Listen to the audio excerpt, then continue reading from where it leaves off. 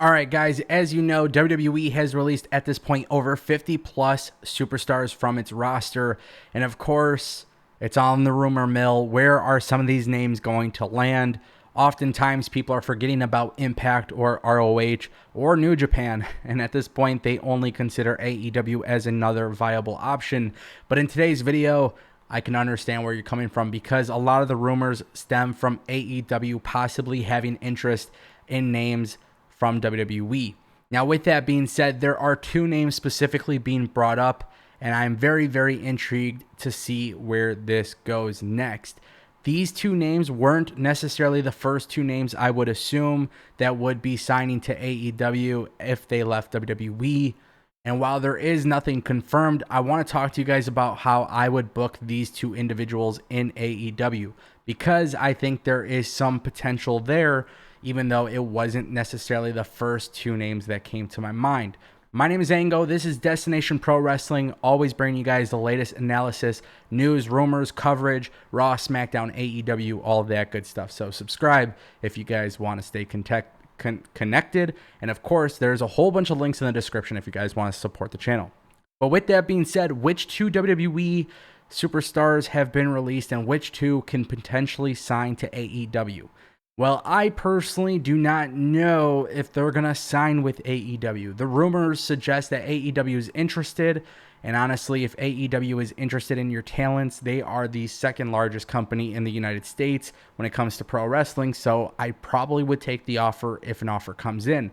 The first superstar that might be pretty unexpected is Curtis Axel. Now, if you guys didn't know, McGillicuddy became Curtis Axel. He was a Paul Heyman guy, and WWE did absolutely nothing special with this character. I mean, yes, he did become a Intercontinental Champion. Yes, he did have some pretty cool storylines.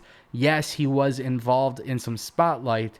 But after that, WWE literally made him a B-plus player. Like, they literally had nothing to do with him, so they put him in a stupid gimmick with Bo Dallas. And honestly, he somehow even found a way to make that entertaining, and all the credit goes to him in that situation. But here's the thing. If AEW were in fact interested in Curtis Axel, I only see this being used. I see him being used differently than the way he was being used in WWE, because I think WWE, although gave him the name Curtis Axel, I don't think they really lived up to the fact that he was a third generation superstar. And I think that is something that AEW would definitely try to, I think that's something that they would definitely try to do in terms of storyline. I don't know if the Curtis Axel name, belongs to him. I don't think it could be used in the independent scene, but for all I know, outside of WWE, at this point, who knows? WWE has been very, very weird with trademarks recently, and of course, it's been a concern for a lot of WWE people that that there is, even a problem with them getting certain trademarks. And because they're losing out on certain trademarks, AEW specifically, Cody Rhodes has gone after some of those trademarks just to have some ownership. Whether or not he uses them is up to him, but that's kind of the situation at hand. So I think if Curtis Axel were to go to AEW, AEW would in fact use Curtis Axel the way he should be used, with the family lineage, the history, being used to tell a story.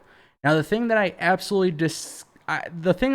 despise about these two names possibly going to AEW is the fact that AEW does have a pretty nice roster, but most of them haven't been used. So I don't want them to be in a situation like Shawn Spears, who signs to AEW, has one really cool program, and then kind of gets left, in the shadows.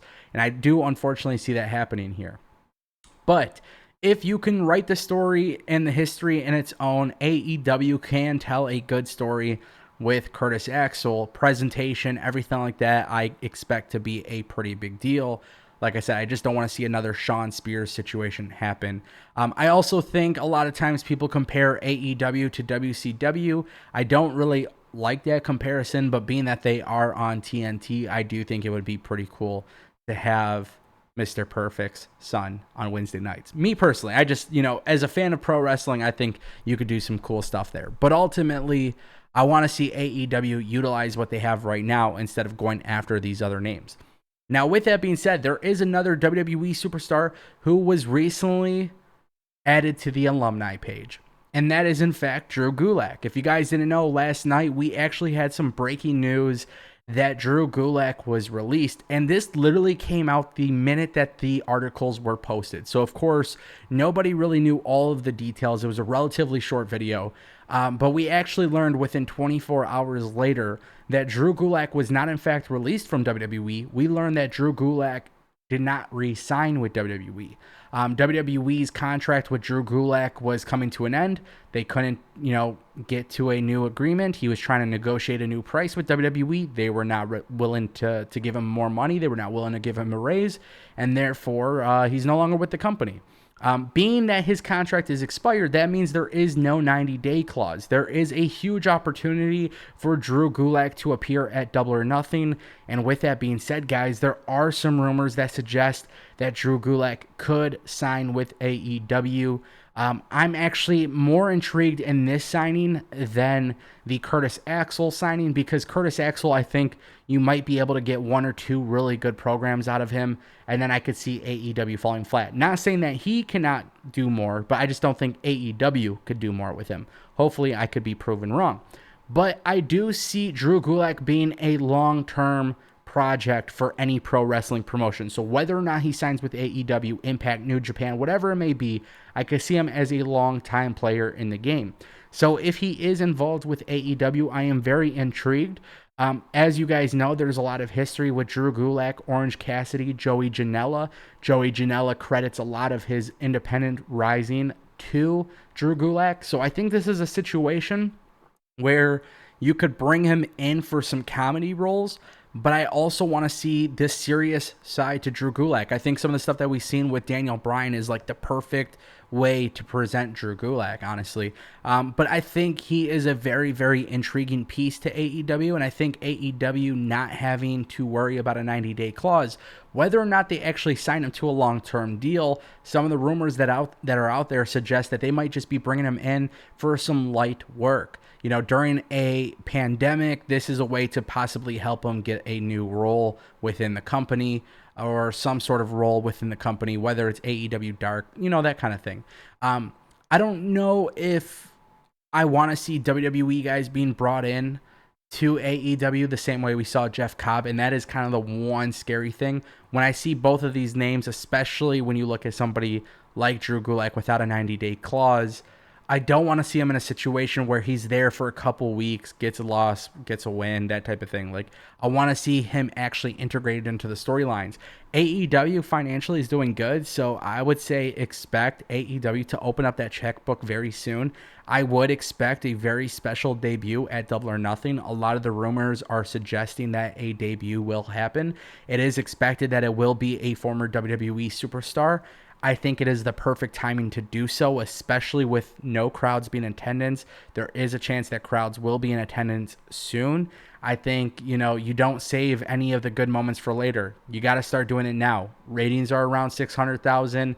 You want to get it going with or without crowds. It does not matter. It's a situation where you want to capitalize. So do not be shocked if somebody debuts Saturday. Do not be shocked if it's Drew Gulak. He potentially could, due to the no 90-day clause. Of course, Curtis Axel still is within a clause. He wouldn't be able to debut until around July. So I'm just making it very clear. I know a lot of times people get confused with the 90-day clause. I'm just telling you exactly how I feel about the situation at hand. The rumors suggest AEW is interested in signing them. Whether or not it happens, only time will tell. It's a very, very interesting time for pro wrestling, and I'm very, very intrigued to see what happens next, because in pro wrestling right now, it is very unpredictable, and that is due to the pandemic. The pandemic has made a lot of things unpredictable, so therefore, in this situation where things are unpredictable, I'm going to say just enjoy it, because honestly, there will be a time when crowds return. There'll be a time when everybody is complaining about all of the things they used to complain about before the world went on shutdown. So enjoy it now before that time period comes. All right, guys.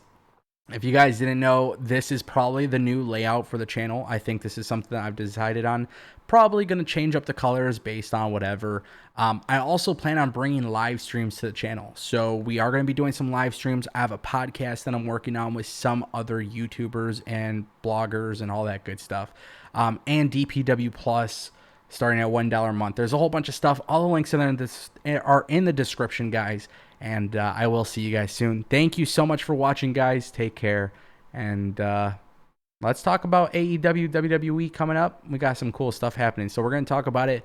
Stay connected, and I'll see you guys soon.